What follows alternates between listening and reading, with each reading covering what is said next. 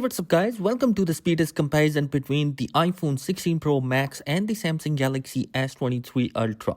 Both of these devices are going to be pretty amazing devices, but still the iPhone 16 Pro Max is the latest and the greatest. So without any further ado, let's kick things off by putting up both the devices at the same time. The Galaxy S23 Ultra is going to be coming with a Snapdragon 8 Gen 1 processor, and the iPhone 16 Pro Max is coming with the latest and the greatest Apple A18 Pro. So it's going to be a surprise that the Galaxy S23 Ultra is faster in terms of the boot up speed as compared to the iPhone 16 Pro Max.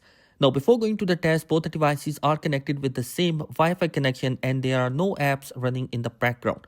So before going to the test, let's find out the Geekbench score for both of these devices. The Geekbench 6 score is going to be better in the iPhone 16 Pro Max as compared to the S23 Ultra. Next, we have the 3D benchmark score. So as you can see, the 16 Pro Max is slightly slower in the 3D mark as compared to the S23 Ultra. Now let's test out the app testing for both of these devices. And starting with the phone dialer, as you can see, the animation for both the devices is going to be pretty smooth and there is not going to be any hiccups in here. Even the setting app is going to be running and opening pretty much fast in both of these devices. So definitely both are going to be pretty great when it comes to the animation. Now let's move on to third-party application, and starting with the Quora. As you can see, it's going to be loading faster in the S23 Ultra, but the images has been loaded faster on the 16 Pro Max. Spotify, it's loaded up faster in the S23 Ultra than the 16 Pro Max. Reddit is going to be opening faster in the 16 Pro Max as compared to the S23 Ultra. Next, we have YouTube, and it's going to be opening faster in the S23 Ultra compared to the 16 Pro Max. TikTok is going to be opening faster in the iPhone 16 Pro Max as compared to S23 Ultra. Next, we have Instagram, and it's going to be loading faster in the S23 Ultra as compared to the 16 Pro Max. The smoothness is going to be great for both of these devices. Anyhow, moving on towards the first game, and it's the Subway Surface. And as you can see, the 16 Pro Max is slightly faster in terms of opening up the game as compared to the S23 Ultra. Next, we have the flip diving game, and it's going to be loading faster in the iPhone 16 Pro Max as compared to the S23 Ultra. Now guys, let's move towards the high graphic game, and starting with the Real Racing. As you can see, the logo of Real Racing is coming on the both devices. And here you can see the iPhone 16 Pro Max is loading the game faster as compared to the S23 Ultra, but the difference between game opening is going to be slightly minimal. The in-game performance for the Real Racing 3 is going to be absolutely great and similar in both of these devices. And you're moving on towards my favorite game, which is the PUBG Mobile, and it's going to be loading up faster in the iPhone 16 Pro Max as compared to the S23 Ultra. In-game performance for both of these devices is going to be pretty amazing.